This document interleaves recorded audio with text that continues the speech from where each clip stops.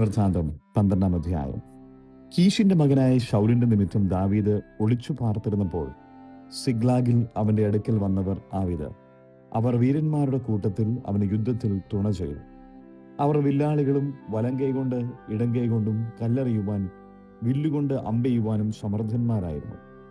ബെന്യാമീനരായ ശൗലിന്റെ സഹോദരന്മാരുടെ കൂട്ടത്തിൽ തലവനായ അഹീയേസർ, യോവാശ്, ഗിബയാത്യനായ ഷമായിയുടെ പുത്രന്മാർ, അസ്മാവെത്തിൽ പുത്രന്മാർ, യസീയേൽ, പേലത്ത്, ബെരാഖ, അനാദോത്യ്, യേഹു, 30 പേരിൽ വീരനും 30 പേർക്ക് നായകനുമായ ഗിബിയോനായ ഇഷ്മയ്യാവ്, ഇരമ്യാവ്, യഹസിയേൽ, യോഹാനാൻ, ഗദരാത്യനായ യോസാബാദ്, എലൂസായി, യെരീമോത്ത്, ബെയല്യാവ്, ശെമര്യാവ്, ഫരൂഫ്യനായ ഷഫത്യാവ്, എൽക്കാന, ഇഷിയാവ്, അസരേൽ, കോരഹരായ യോവസർ, യാശോബ്യാം. ഗദോരിൽ നിന്നുള്ള യെരോഹാമിന്റെ പുത്രന്മാർ യോവേല, സെബദ്യാവ്, പരിചയും കുന്തവും എടുപ്പാൻ പ്രാപ്തിയുള്ള വീരന്മാരും യുദ്ധാഭ്യാസികളും ഗാദിരെ പിരിഞ്ഞു വന്ന് മരുഭൂമിയിൽ ദുർഗത്തിൽ ദാവീദിനോട് ചേർന്നു. അവർ സിംഹമുഖരും മലകളിലെ മാൻപേടകളെ പോലെ വേഗതയുള്ളവരുമായിരുന്നു. അവരാരെന്നാൽ തലവൻ ഏസർ, രണ്ടാമൻ ഓബദ്യാവ്, മൂന്നാമൻ എലിയാബ്, നാലാമൻ മിഷ്മന്ന, അഞ്ചാമൻ ഇരമ്യാവ്, ആറാമൻ അദ്ദായി, ഏഴാമൻ എലിയേൽ, എട്ടാമൻ യോഹന്നാൻ, ഒമ്പതാമൻ എൽസാബാദ്, പത്താമൻ ഇരമ്യാവ്, 11-ാമൻ മഗ്ബന്നായി. ഇവർ ഗാദ്യരിൽ പടനായകന്മാരായിരുന്നു. അവരിൽ ചെറിയവൻ 100 പേർക്കും വലിയവൻ 1000 പേർക്കും മതിയായവൻ. അവർ 1-ാം മാസത്തിൽ യോർദാൻ കവിഞ്ഞൊഴുകുമ്പോൾ അതിനെ കടന്ന് താഴ്വര നിവാസികളെയൊക്കെയും കിഴക്കോട്ടും പടിഞ്ഞാറോട്ടും ഓടിച്ചു. ചില ബെന്യാമീനരും യഹൂദ്യരും ദുർഗത്തിൽ ദാവീദിന്റെ അടുക്കൽ വന്നു. ദാവീദ് അവരെ എതിരേറ്റു ചെന്ന് അവരോട്, നിങ്ങൾ എന്നെ സഹായിപ്പാൻ സമാധാനത്തോടെ വന്നിരിക്കുന്നുവെങ്കിൽ എൻ്റെ ഹൃദയം നിങ്ങളോട് ചേർന്നിരിക്കും. എൻ്റെ കയ്യിൽ അന്യായം ഒന്നുമില്ലാതിരിക്കെ എൻ്റെ ശത്രുക്കൾക്ക് എന്നെ കാണിച്ചു കൊടുപ്പാനെങ്കിലോ നമ്മുടെ പിതാക്കന്മാരുടെ ദൈവം നോക്കി ശിക്ഷിക്കട്ടെ എന്ന് പറഞ്ഞു. അപ്പോൾ 30 പേരിൽ തലവനായ അമസായിയുടെ മേൽ ആത്മാവ് വന്നു. ദാവീദേ, ഞങ്ങൾ നിനക്കുള്ളവർ, ഇശായി പുത്ര, നിന്റെ പക്ഷക്കാർ തന്നെ. സമാധാനം, നിനക്ക് സമാധാനം. നിന്റെ തുണയാളികൾക്കും സമാധാനം. നിന്റെ ദൈവമല്ലോ നിന്നെ തുണയ്ക്കുന്നത് എന്നവൻ പറഞ്ഞു. ദാവീദ് അവരെ കൈകൊണ്ട് പടക്കൂട്ടത്തിന് തലവന്മാരാക്കി. ദാവീദ് ഫെലിസ്ത്യരോടുകൂടെ ശൗലിന്റെ നേരെ യുദ്ധത്തിന് ചെന്നപ്പോൾ മനശ്ശെയരിലും ചിലരും അവനോട് ചേർന്നു. അവർക്ക് തുണ ചെയ്തില്ല താനും. ഫെലിസ്ത്യ പ്രഭുക്കന്മാർ ആലോചിച്ചിട്ട് അവൻ നമ്മുടെ തലയും കൊണ്ട് തൻ്റെ യജമാനായ ശൗലിന്റെ പക്ഷം തിരിയും എന്ന് പറഞ്ഞ് അവനെ അയച്ചു കളഞ്ഞു. അങ്ങനെ അവൻ സിഗ്ലാഗിൽ ചെന്നപ്പോൾ മനശ്ശെയിൽ നിന്ന് അബ്നാഹ്, യോസാബാദ്, യെദീയേൽ, മിഖായേൽ, യോസാബാദ്, എലീഹു, സില്ലദായി എന്നീ മനശ്ശെയ സഹസ്രാധിപന്മാർ അവനോട് ചേർന്നു. അവരൊക്കെയും വീരന്മാർ പടനായകന്മാരും ആയിരുന്നതുകൊണ്ട് കവർച്ചക്കൂട്ടത്തിന് നേരെ ദാവീദിനെ സഹായിച്ചു.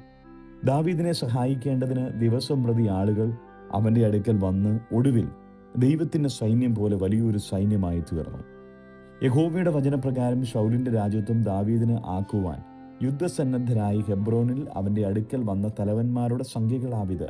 പരിചയും കുന്തവും എടുത്ത് യുദ്ധസന്നദ്ധരായ യഹൂദ്യർ 1800 പേർ, ഷിമേരിൽ ശൗര്യമുള്ള യുദ്ധവീരന്മാർ 7100 പേർ, ലേവ്യരിൽ 4600 പേർ, അഹരോന്യരിൽ പ്രഭു യഹോയാദ അവനോട് കൂടെ 3700 പേർ, പരാക്രമശാലിയായ യൗവനക്കാരനായ സാദോക്ക്, അവന്റെ പിതൃഭവനത്തിലെ 22 പ്രഭുക്കന്മാർ, ശൗലിന്റെ സഹോദരന്മാരായ ബെന്യാമീനവരിൽ 3000 പേർ. അവരിൽ ഭൂരിപക്ഷം അതുവരെ ശൗൽ ഗ്രഹത്തിന്റെ കാര്യം നോക്കി വന്നിരുന്നു. എഫ്രീമിരിൽ പരാക്രമശാലികളായി തങ്ങളുടെ പിതൃഭവനങ്ങളിൽ ശ്രുതിപ്പെട്ടവരായി 20,800 പേർ. മനശ്ശെയുടെ പാതി ഗോത്രത്തിൽ 18,000 പേർ. ദാവീദിനെ രാജാവാക്കുവാൻ ചെല്ലേണ്ടതിന് ഇവരെ പേരുപേരായി കുറച്ചിരുന്നു.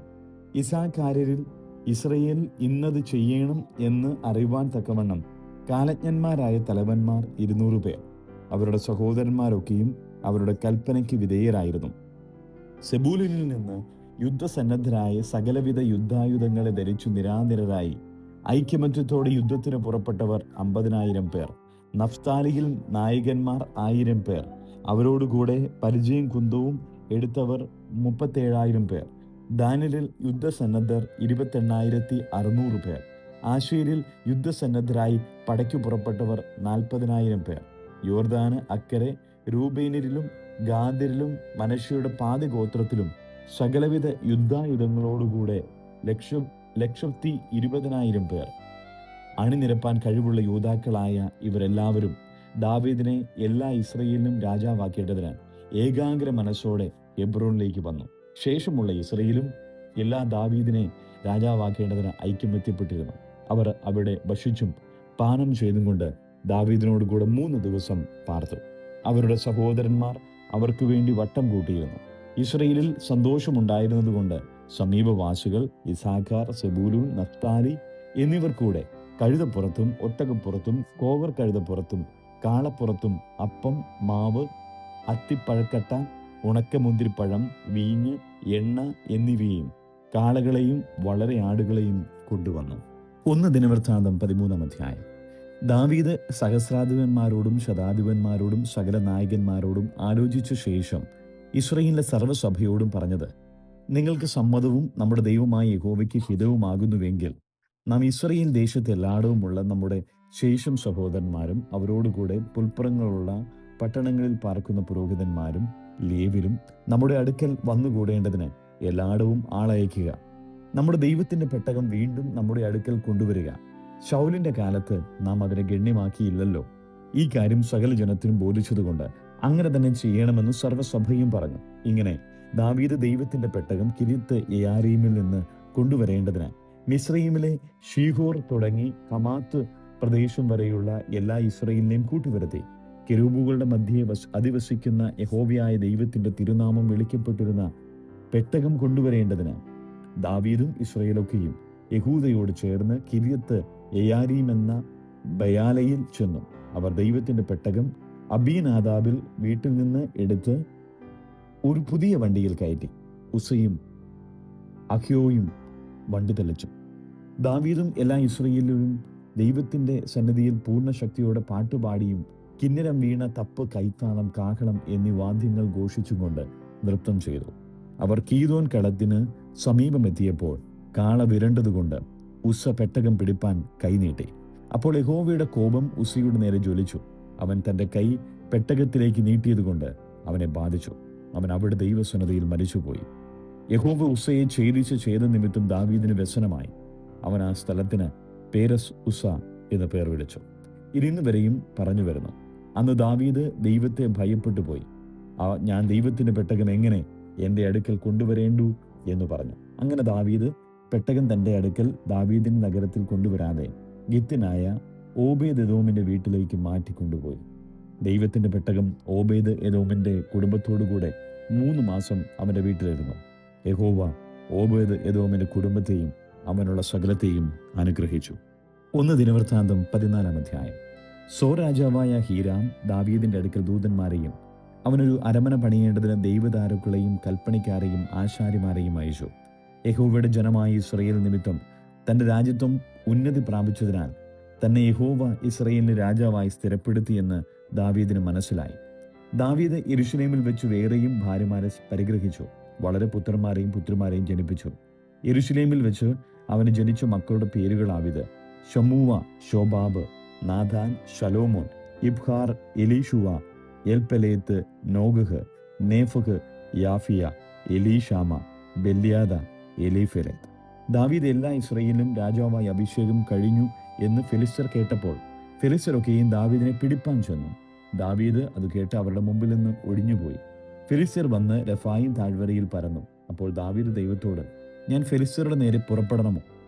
അവരെ എൻ്റെ കയ്യിൽ ഏൽപ്പിച്ചു തരുമോ എന്ന് ചോദിച്ചു.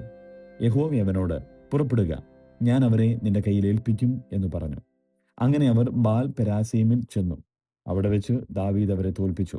വെള്ളച്ചാട്ടം പോലെ ദൈവം എൻ്റെ ശത്രുക്കളെ എൻ്റെ കയ്യാൽ തകർത്ത് കളഞ്ഞു എന്ന് ദാവീദ് പറഞ്ഞു. അതുകൊണ്ട് ആ സ്ഥലത്തിന് ബാൽ പെരാസീം എന്നു പേർ പറഞ്ഞു വരുന്നു. എന്നാൽ അവർ തങ്ങളുടെ ദേവന്മാരെ അവിടെ വിട്ടേച്ചു പോയി. അവയെ തീയിലിട്ട് ചുട്ടുകളയുവാൻ ദാവീദ് കൽപ്പിച്ചു. ഫിലിസ്ത്യർ പിന്നെയും താഴ്വരയിൽ വന്നു പരന്നു. ദാവീദ് പിന്നെയും ദൈവത്തോട് അരുളപ്പാട് ചോദിച്ചപ്പോൾ ദൈവം അവനോട്, അവരുടെ പിന്നാലെ ചെല്ലാതെ അവരെ വിട്ടുതിരിഞ്ഞ് ബാഘവൃക്ഷങ്ങൾക്കെതിരെ അവരുടെ നേരെ ചെല്ലുക. ഭാഗാവർഷങ്ങളുടെ അഗ്രങ്ങളിൽ കൂടി അണിയണിയായി നടക്കുന്ന ഒച്ച കേട്ടാൽ നീ പടയ്ക്ക് പുറപ്പെടുക. ഫിലിസ്ത്യരുടെ സൈന്യത്തെ തോൽപ്പിപ്പാൻ ദൈവം നിനക്ക് മുമ്പായി പുറപ്പെട്ടിരിക്കുന്നു എന്ന് അരുളി ചെയ്തു. ദൈവം കൽപ്പിച്ചതുപോലെ ദാവീദ് ചെയ്തു. അവർ ഗിബെയോൻ മുതൽ ഗേസർ വരെ ഫിലിസ്ത്യ സൈന്യത്തെ തോൽപ്പിച്ചു. ദാവീദിന്റെ കീർത്തി സകല ദേശങ്ങളിലും പരക്കുകയും യഹോവ അവനെയുള്ള ഭയം സർവ്വജാതികൾക്ക് വരുത്തുകയും ചെയ്തു. 1 ദിനവൃത്താന്തം 15-ാം അധ്യായം. അവൻ തനിക്ക് ദാവീദിന്റെ നഗരത്തിൽ അരമനകളെ ഉണ്ടാക്കി. ദൈവത്തിന്റെ പെട്ടകത്തിനായി ഒരു സ്ഥലം ഒരുക്കി, അതിനൊരു കൂടാരവും അടിച്ചു. അന്ന് ദാവീദ്, ലേവ്യരല്ലാതെ ആരും ദൈവത്തിന്റെ പെട്ടകം ചുമക്കേണ്ടതല്ല, അവരല്ലോ ദൈവത്തിന്റെ പെട്ടകം ചുമപ്പാനും തനിക്കെന്തും ശുശ്രൂഷ ചെയ്യുവാനും യഹോവ തിരഞ്ഞെടുത്തിരിക്കുന്നത് എന്ന് പറഞ്ഞു. അങ്ങനെ ദാവീദ് യഹോവയുടെ പെട്ടകം താൻ അതിന് ഒരുക്കിയ സ്ഥലത്തേക്ക് കൊണ്ടുവരുവാൻ എല്ലാ ഇസ്രായേലിനെയും യെരൂശലേമിൽ കൂട്ടിവരുത്തി. ദാവീദ് അഹ്റോന്റെ പുത്രന്മാരെയും ലേവ്യരെയും കൂട്ടിവരുത്തി. കെഹാത്യരിൽ പ്രധാനിയായ ഊരിയേലിനെയും അവന്റെ സഹോദരന്മാരായ 120 പേരെയും, മെരാരിയിൽ പ്രധാനിയായ അസായാവെയും അവന്റെ സഹോദരന്മാരായ 220 പേരെയും, ഗേർഷോമിൽ പ്രധാനിയായ യോബലിനെയും അവന്റെ സഹോദരന്മാരായ 130 പേരെയും, എലീസാഫേനിൽ പ്രധാനിയായ ശെമയ്യാവെയും അവന്റെ സഹോദരന്മാരായ 200 പേരെയും, എബ്രോനിൽ പ്രധാനിയായ എലിയേലിനെയും അവന്റെ സഹോദരനായ 80 പേരെയും, ഉസിയേലിൽ പ്രധാനിയായ അമ്മീനാദാബിനെയും അവന്റെ സഹോദരന്മാരായ 112 പേരെയും തന്നെ. ദാവീദ് പുരോഹിതന്മാരായ സാദോക്കിനെയും അബ്യാഥാരിനെയും, ഊരിയേൽ, അസായാവ്, യോവേൽ, ശെമയ്യാവ്, എലിയേൽ, അമ്മീനാദാബ് എന്നീ ലേവ്യരെയും വിളിപ്പിച്ച് അവരോട് പറഞ്ഞത്, നിങ്ങൾ ലേവ്യരുടെ പിതൃഭവനങ്ങളിൽ തലവന്മാരല്ലോ. നിങ്ങളും നിങ്ങളുടെ സഹോദരന്മാരും ഇസ്രായേലിലെ ദൈവമായ യഹോവയുടെ പെട്ടകം ഞാൻ അതിന് ഒരുക്കിയിരിക്കുന്ന സ്ഥലത്ത് കൊണ്ടുവരുവാൻ നിങ്ങൾ ശുദ്ധീകരിച്ച് കൊള്ളുവിൻ. ആദിയിൽ നിങ്ങൾ തന്നെ അത് ചെയ്യായ്ക കൊണ്ട് നമ്മുടെ ദൈവമായ യഹോവ നമുക്ക് ഛേദമുണ്ടാക്കി.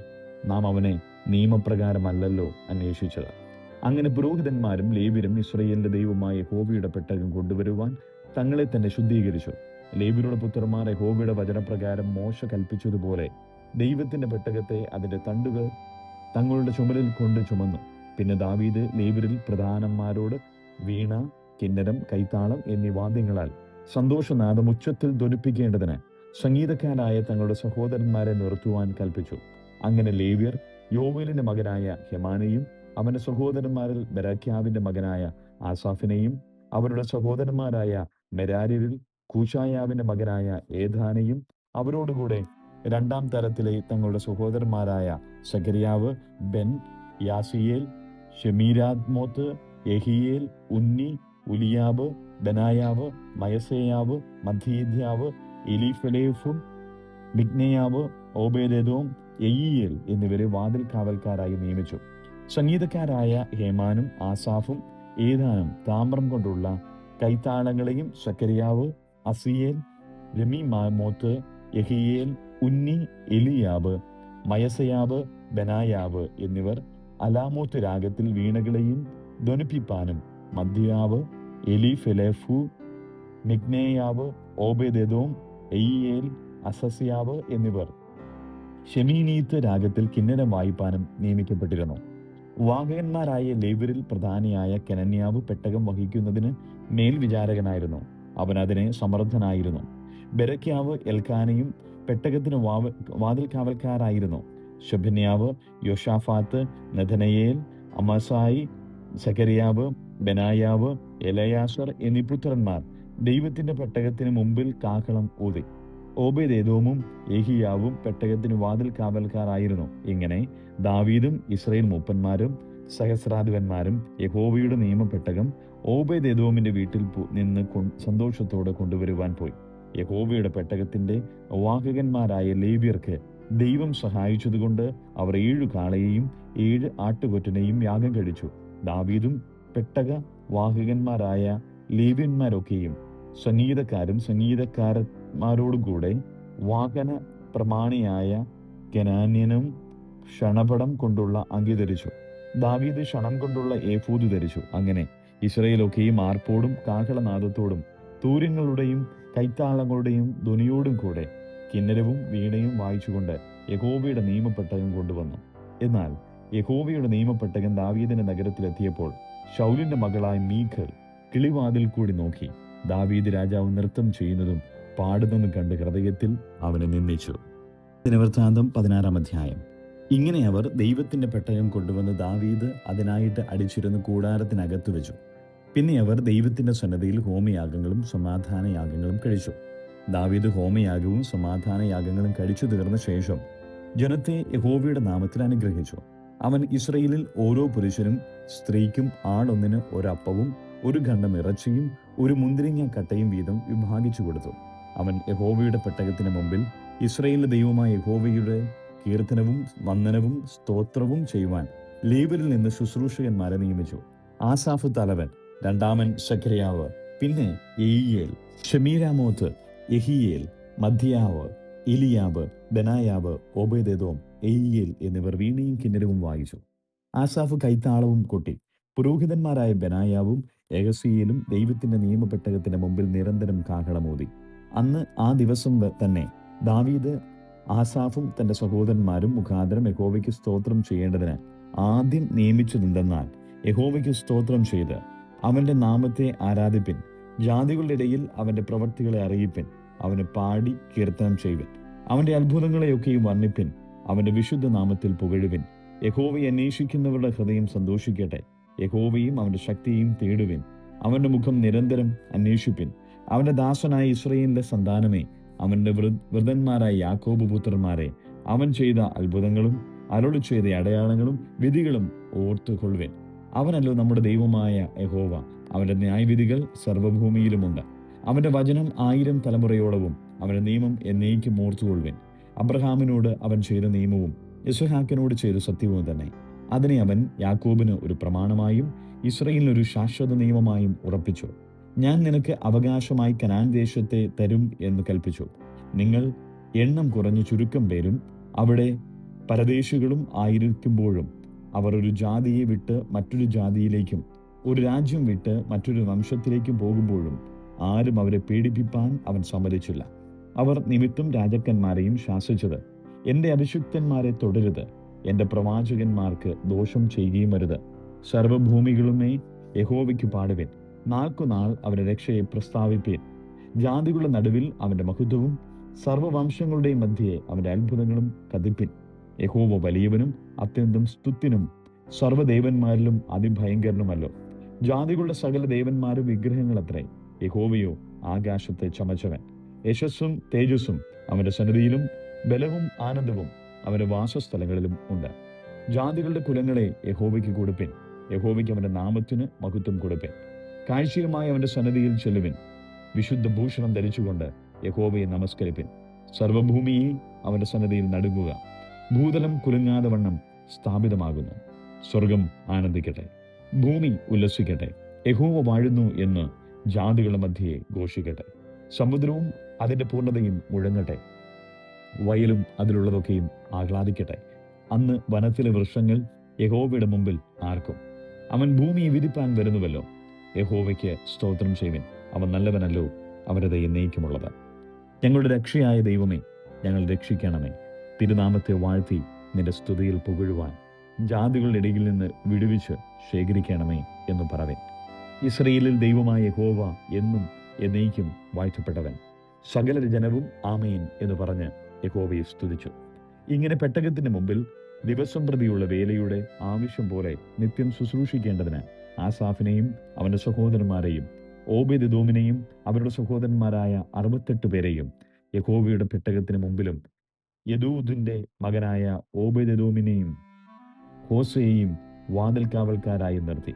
പുരോഹിതനായ സാദോക്കിനെയും അവന്റെ സഹോദരന്മാരായ പുരോഹിതന്മാരെയും ഗിബെയോനിലെ പൂജാഗിരിയിൽ യഹോവയുടെ തിരുനിവാസത്തിന് മുമ്പിൽ യഹോവ ഇസ്രായേലിന് കൽപ്പിച്ചിട്ടുള്ള അവന്റെ ന്യായപ്രമാണത്തിൽ എഴുതിയിരിക്കുന്ന പ്രകാരമൊക്കെയും രാവിലെയും വൈകുന്നേരവും നിത്യം ഹോമപീഠത്തിന്മേൽ യഹോവയ്ക്ക് ഹോമയാഗം കഴിപ്പാനും അവരോടുകൂടെ ഹേമാൻ, യദൂദു മുതലായ പേർ വിവരം പറഞ്ഞിരിക്കുന്ന ശ്രേഷ്ഠന്മാരെയും അവന്റെ ദയ എന്നേക്കുമുള്ളത് എന്നിങ്ങനെ യഹോവയ്ക്ക് സ്തോത്രം ചെയ്യുവാനും നിയമിച്ചു. അവരോടുകൂടെ ഹേമാമയെയും യദൂദിനെയും കാഹളം, കൈത്താളം എന്നിങ്ങനെ ദിവ്യസംഗീതത്തിനായുള്ള വാദ്യങ്ങളെ ധ്വനിപ്പിക്കേണ്ടതിന് നിയമിച്ചു. യഹൂദിന്റെ പുത്രന്മാർ വാതിൽ കാവൽക്കാരായിരുന്നു. പിന്നെ സർവ്വജനവും ഓരോരുത്തൻ താന്താന്റെ വീട്ടിലേക്ക് പോയി. ദാവീദും തന്റെ കുടുംബത്തെ അനുഗ്രഹിപ്പാൻ മടങ്ങിപ്പോയി.